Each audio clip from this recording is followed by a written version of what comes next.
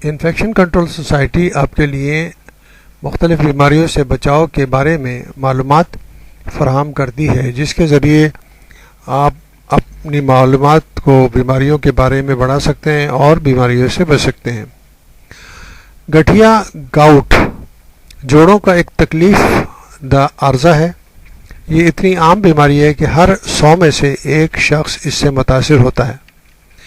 خواتین کے مقابلے میں مرد حضرات 2 سے 3 گنا زیادہ اس مرض میں مبتلا ہوتے ہیں۔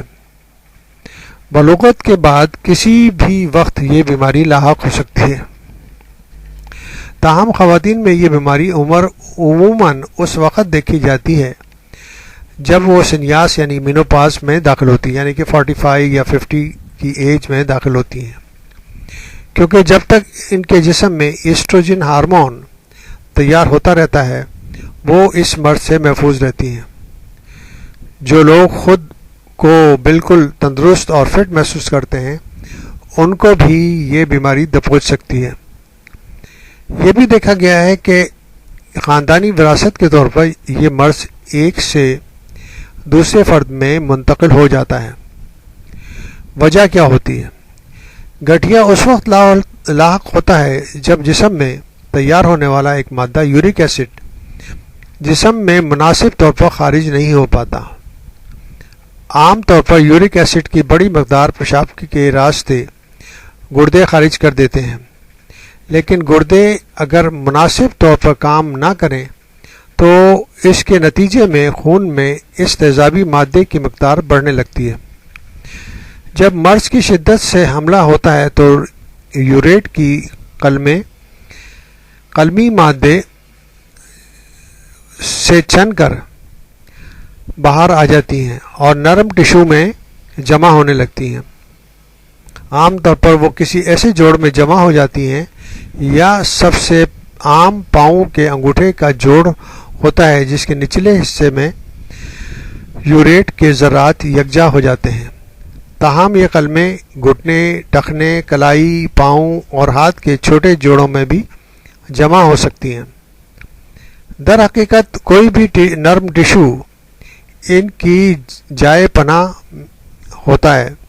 یوریٹ کے کرسٹل کی وجہ سے وہ جگہ سوجی ہوئی محسوس ہونے لگتی ہے، جسے گاؤٹی ٹروفائی کہتے ہیں۔ یہ ابھار کانوں اور کونیوں میں بھی ہو سکتا ہے۔ گٹھیا کی علامتیں عام طور پر اس مرض کے نمایاں ہونے سے قبل یعنی کہ 20 سال سے بھی پہلے خون میں یورک ایسڈ کی سطح بڑھنی شروع ہو جاتی ہے۔ مردوں میں خاص طور پر یہ دیکھا گیا ہے کہ یورک ایسڈ ان کی بلوغت کے ساتھ بڑھنے لگتا ہے، لیکن مرض 30 یا 50 کی دہائی میں سامنے آتا ہے۔ جن عوامل کے باعث یورک ایسڈ کرسٹلز نرم ٹشو میں جمع ہونے لگتے ہیں ان میں موروثی جینیات یعنی جینیٹک نقائص، بڑھتی ہوئی عمر، گردے کے امراض، غذائی عمل میں کمیاب قسم کی خامیاں اور بعض مخصوص دواؤں مثلا پیشاب آور دواؤں کا استعمال شامل ہے جو ہائی بلڈ پریشر یا ہارٹ فیل کے علاج میں دی جاتی ہیں۔ گٹھیا کی تکلیف اچانک حملہ آور ہوتی ہے۔ یہ آنن فانن مریض کا چلنا پھرنا دوبھر ہو جاتا ہے۔ 24 گھنٹوں میں کے اندر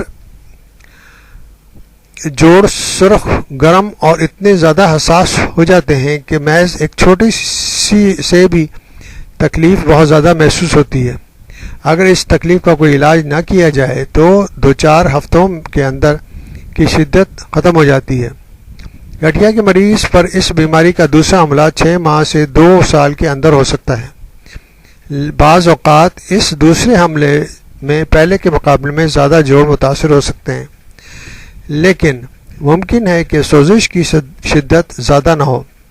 تاہم جن مریضوں میں اس کی شدت ہوتی ہے وہ مسلسل ناقابل برداشت درد کی شکایت کرتے رہتے ہیں اور ان کے جوڑ بھی تباہ ہونے لگتے ہیں۔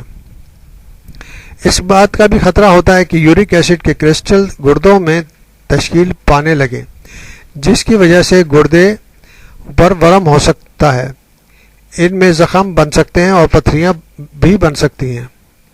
علاج اور صحت یابی گٹھیے کا حملہ چند روز تک جاری رہتا ہے اور اگر نان اسٹیرائڈل اینٹی انفلیمیٹری ڈرگس سے اس کا علاج فوری طور پر شروع کر دیا جائے تو بہت جلد اس کے کورس سے آرام آ جاتا ہے۔ بعض اوقات کولسی چائن نامی دوا یا متاثرہ جوڑ میں اسٹیرائڈ انجیکشن کی بھی ضرورت پیش آ سکتی ہے۔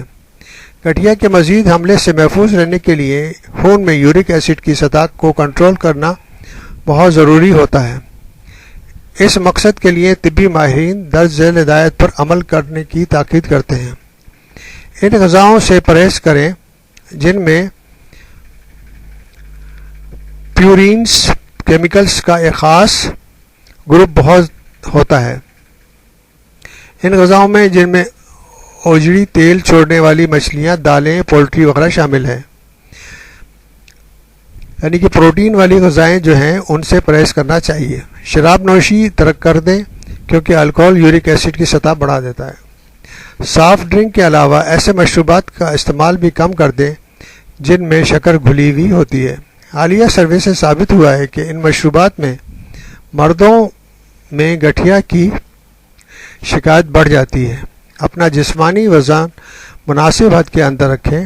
جن لوگوں کا وزن زیادہ ہوتا ہے ان میں اکثر گٹھیا کی تکلیف دیکھی جاتی ہے۔ ایسپرین سے گریز کریں کہ خون میں یہ دوا یورک ایسڈ بڑھا دیتی ہے۔ ڈاکٹر کے مشورے سے ایسی دوائیں استعمال شروع کریں جو خون میں یورک ایسڈ کو جمع ہونے سے روکتی ہیں، جیسے ایلوپیورینول، یا گردے کی مد سے اس کے اخراج میں مدد دیتی ہیں۔ اگر پہلے سے کچھ دوائیں استعمال کر رہے ہیں تو اس کے بارے میں اپنے ڈاکٹر کو بتائیں، کیونکہ بعض دوائیں مثلاً پیشاب لانے والی ڈائیورٹکس دوائیں سے بھی خون میں یورک ایسڈ کی سطح بڑھ جاتی ہے۔ یاد رہے، گٹھیا کے مریض اگر احتیاط کریں تو وہ مکمل طور پر ایک نارمل زندگی گزار سکتے ہیں اور مرض پر قابو پانے میں انہیں مدد مل سکتی ہے۔